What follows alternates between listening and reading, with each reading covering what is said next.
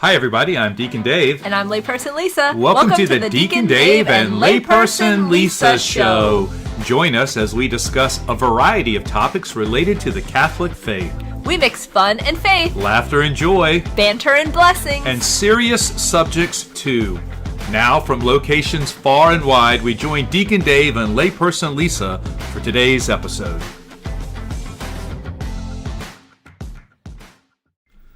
So today's inspiration for our podcast comes from Pocosin, Virginia. Yes. Lisa's house. Yes. In her backyard. Yes. Lisa. Well, first of all, I would just... Not from a well. Well. So when I oh, never mind. I can't remember exactly. Okay, anyway. So, well, first of all, I just want to say, at the retreat center, the St. Clair of Assisi Retreat Center in Hampton, Virginia, there are these beautiful rows of Sharons. Mm-hmm. And rows of Sharons are fruitful and they multiply. And so you get little baby rows of Sharons. And so last year... They all end up at Lisa's backyard. Yes, they do.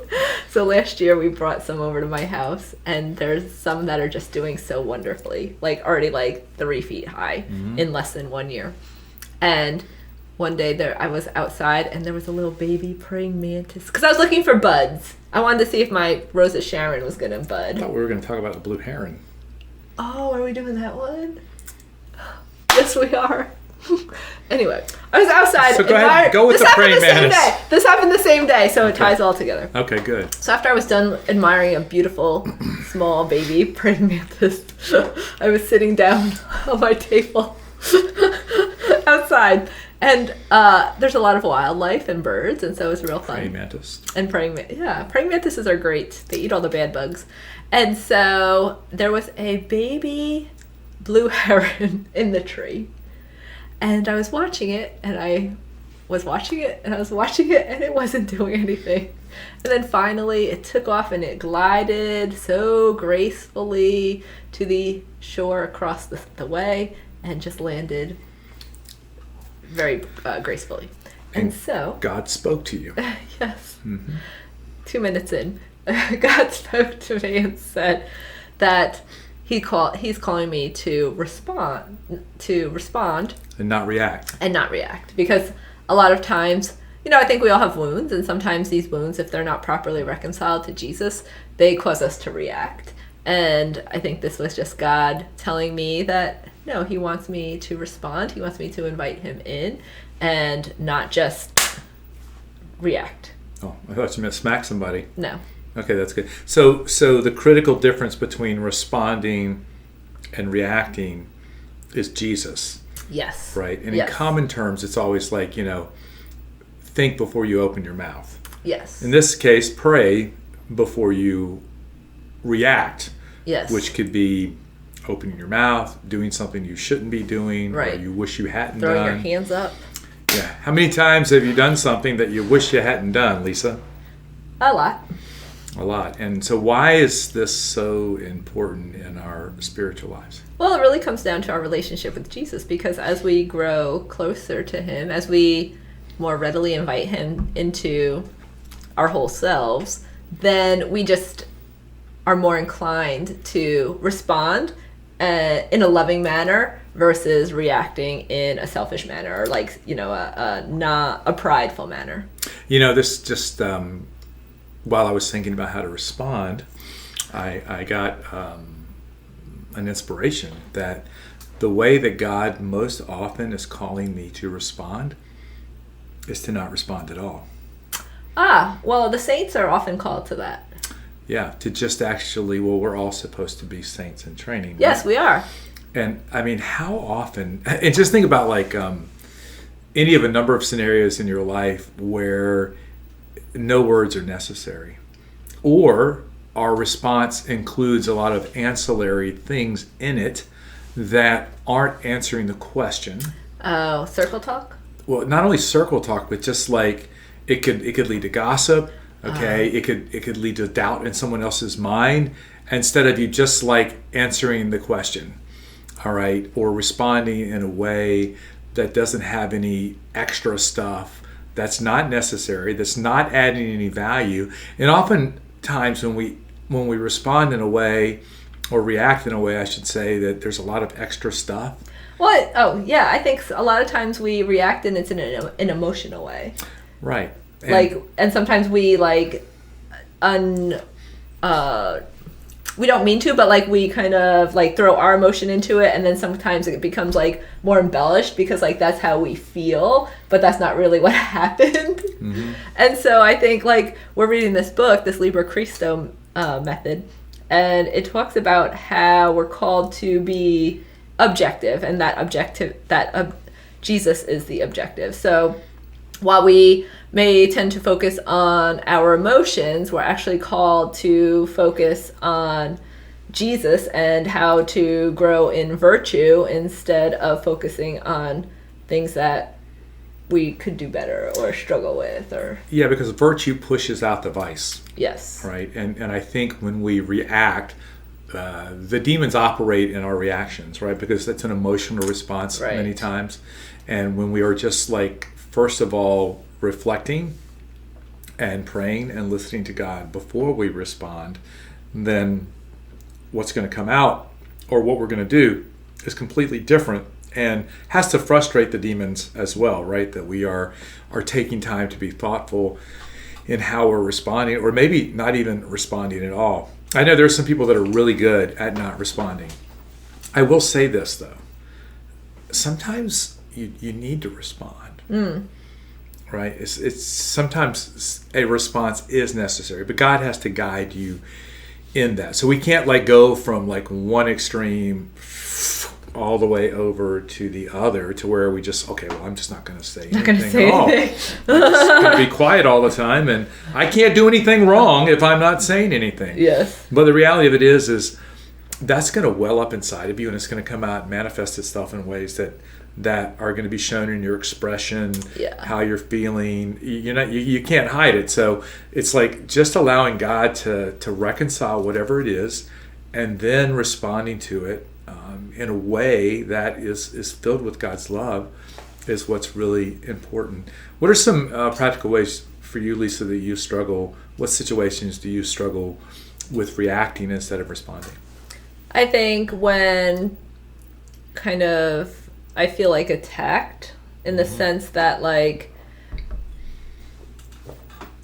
somebody kind of criticizes what I was trying to do. Get that wound and let me just stick something in it for you. Yeah. Or somebody, I'm trying to be helpful and somebody gives me an attitude. I think that kind of stuff was causing me to react. Yeah, so hurt, right? Yeah.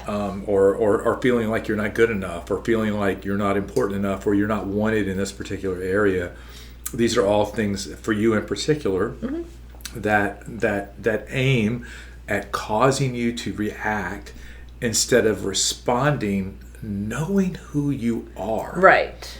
I mean, so often we forget, wait a minute, I am a child of God. I am loved completely by God, and I am allowing something of the world to somehow have greater control over my heart than the God who created me. Well, no, that's a good point, because the whole orphan spirit thing is rejection and abandonment can cause these hurts, which kind of make you feel unworthy, unloved, kind of that kind of thing. And so with that wound, you tend to kind of focus on that.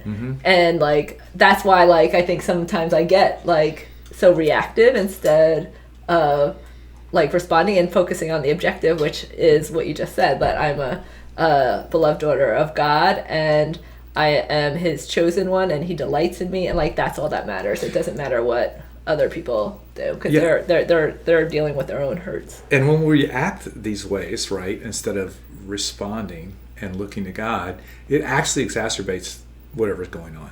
Yes. It makes it worse. Yes. And then we actually become a further instrument of creating problems in the hearts of other people by the way we react. Right. Because then that could lead to gossip. Oh my gosh, did you see what happened there? And yeah. And it does. It's a ripple. It does. Yes. Yeah, it's a rippling effect. And one of the ladies in a retreat we did was saying exactly that thing. We can have ripples that have negative effects, but then we can also have ripples that actually calm the storms. So it's if you have a wave of water pushing against another wave of water, they kind of settle out one another.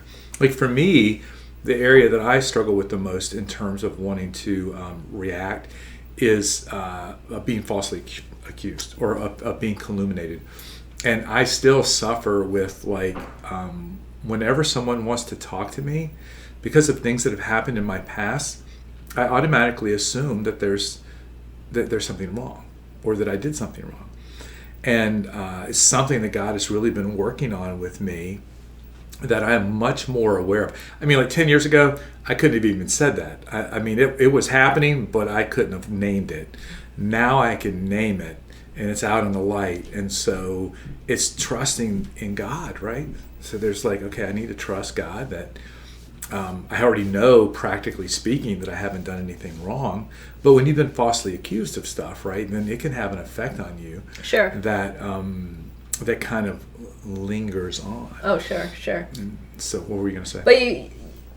But we're called to focus on the truth of who you are and the knowledge that you did not do those things.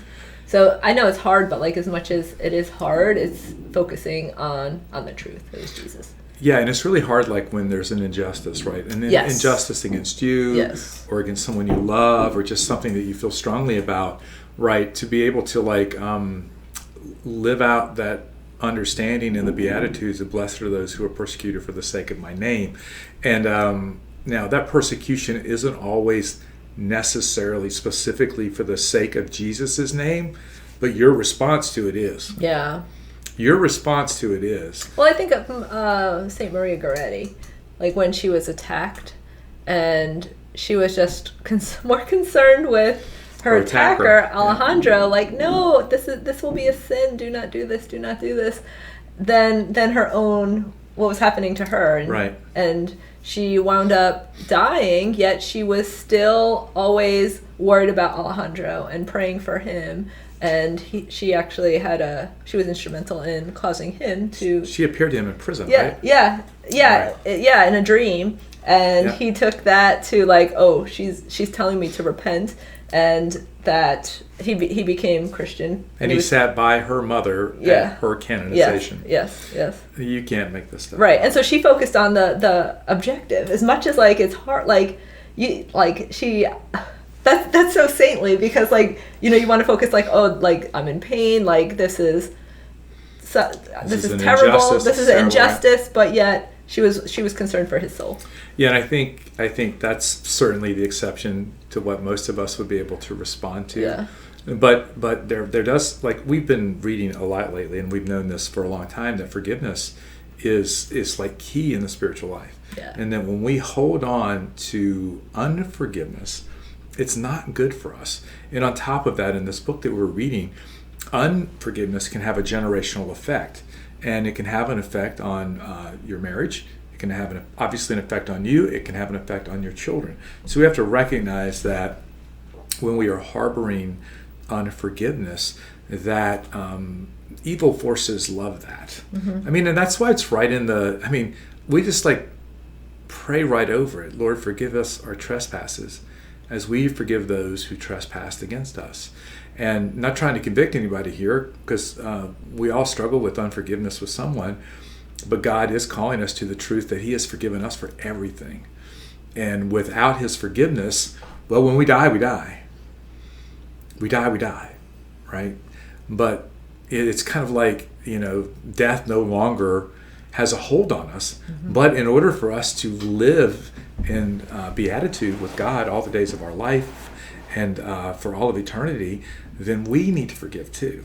And we've said this. I mean, listen, when you don't forgive someone, and what that looks like is different for every situation and every person, but that burden has a control over you. Mm-hmm. So the only person that's typically suffering, right, and staying on the cross is the person who is holding on to the unforgiveness. Well, we said this before, that the person who has the greatest effect on your life is the one that you fail to forgive. Right. And so I've seen this played out in the lives of people, seen this played out in the lives of my own family, right? And we so desire vindication for whatever it is that often we don't get. And even if we get vindication, we don't always forgive. Well, and then that leads to us to react with bitterness and anger and resentment, not only to the person involved, but to the people around us as well. Yeah, I think a few years ago there was a young man that got on the stand. I can't remember exactly what the story was. Yeah, I remember this. And do you want to tell the story? It was a young man who a police officer shot his brother because she lived in the same apartment building. She got off work, she was tired, exhausted, and she got off the elevator at the wrong floor, went into the apartment and shot him because she thought he was an intruder. And when it was time for her sentence, the younger brother, who was like 17 or 18 or 19, like super, super young, was like, I just want the best for you. I forgive you. I just want you to have a relationship with Jesus. Like, he was like a Saint Maria Goretti right there. Like, he was concerned about her soul and that he forgave her for what she did. Yeah, and look at the power that unforgiveness has in the person that you're forgiving. And not always does the person you're forgiving care. Right, but that's on them. Yeah, and like he even asked the judge, like, is it okay if I go give her a hug? Like, did yeah. So you can imagine what effect that had on this woman, and what effect it had on everybody that was witnessing that. Yeah. So I mean, forgiveness unleashes like burdens in possibly a lot of people. Imagine how many people after that, who watched that on TV and were moved by that, went and forgave someone in a real way. Right. And just think about the woman too who was forgiven. Like, yeah. I'm sure she like was holding on to a lot of guilt and shame, and like, oh my gosh, like that's just heavy on her too. So for her to this young man to help kind of relieve some of that burden on her as well. It's like the whole ripple effect.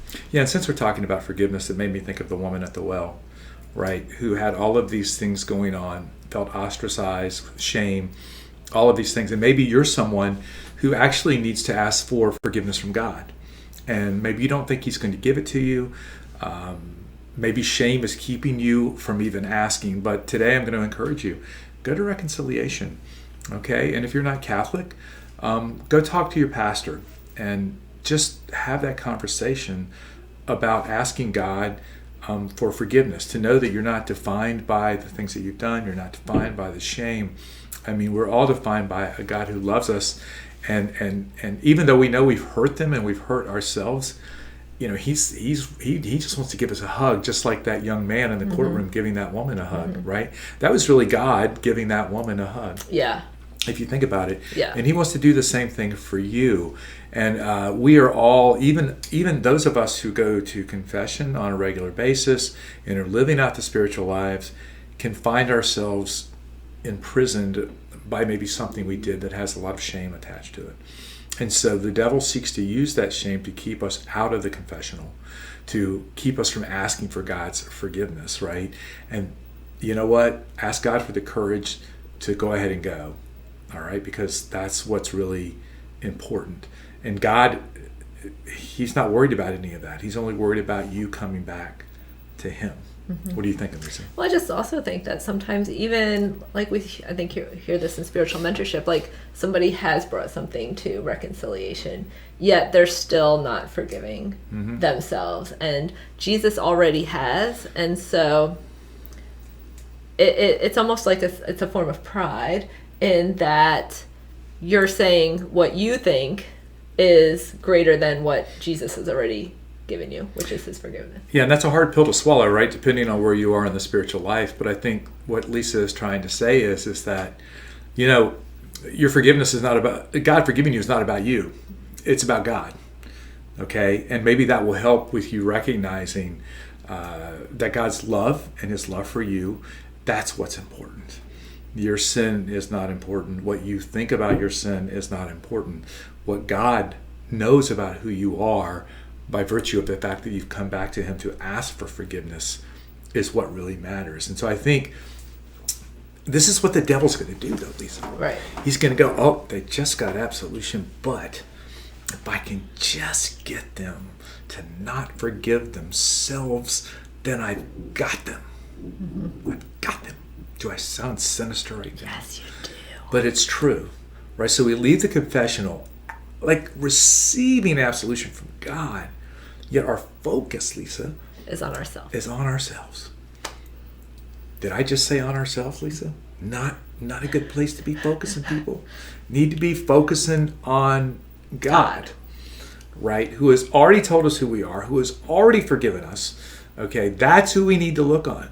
There is freedom in that. The devil keeps us in jail when we don't forgive ourselves. Well, and I think it also has to do with the devil wants us to focus on the past. Oh, yeah. And worry about the future. Come on. And we hear so many people that are failing to be present because they're so caught up on things that, like feelings of guilt and shame, even though maybe they've already brought this stuff to reconciliation, or maybe they're struggling to bring it to reconciliation, but they're still living in the past or feeling regrets about the past, or they're so worried about what's going to come in the future that they just fail to be present. Because I just remember when my sister and her family came to visit, I couldn't find my wallet, and we were going out to eat, and we were going, so they're like, oh no, it's okay, just come on, let's go. And so, but the whole time I was like, okay, where's my wallet? What did I do with it? I'm just trying to play it back in my head, but then I'm like failing to be present to them because I'm so caught up in this. And then, could I really do anything in that moment anyway? No. And so that just was the devil using something as silly as that to prevent me from being present. And the devil uses a lot more serious things than so that we're not present to each other. Yeah, the book that we're reading, the Liber Christo book, and I'm a little bit ahead of Lisa because I got the book first, but she will catch me because she's a fast reader. It talks about memories and how when our memories are ordered towards emotions, these things that have happened to us, then that's like the devil's playground, okay, and the turning inward and all of that. But when we look at the memory, right, as rectified to the cross, right, and God's own suffering and his own problems in the garden, right, with wanting something different to happen, but still following the will of the Father, then we can see how God can use these things, okay, that have happened for his glory. And when we walk out of the confessional and we haven't forgiven ourselves, it's like blocking off the flow of grace. Yes. Right? Because we're not able to go out and proclaim the beauty and the glory of God, right? Because we can't see that beauty and glory in ourselves. Would you say that's an attachment to sin? Well, in that sense, it's not necessarily sin, but pride is a sin. Yeah, so it is. Okay, so it is. It's like, yeah. Yeah, and so if you are struggling with this, seek out spiritual mentorship or direction. Go talk to your priest or your favorite deacon or someone who can really help you walk through this, because God doesn't want us to be shackled to our own unforgiveness when he has the master key and he's already used it. Right. Right. It's like the horses. Like when a horse like will have a rope around his neck, a bridle around his neck, and it'll be attached to a fence, and so it knows it can't move, and then you remove the bridle from the fence, and the horse doesn't move because he's still kind of locked in that position. It's like the same thing. Like the chains are open, like the shackle's open, but you're still That's actually a really good analogy. I like that. Well, listen, yes, forgive yourself. And if you haven't gone to confession, go to confession. We want you to be like that praying mantis. We want you to be sitting there in peace. And like that blue heron who is up in the pine tree and is soaring. Right, as he takes off, because he's free of all of the burdens, the chains, the bridles, everything else, to just fly in Christ. How's that? Great. I'm Deacon Dave. I'm layperson Lisa. See you next time. Bye.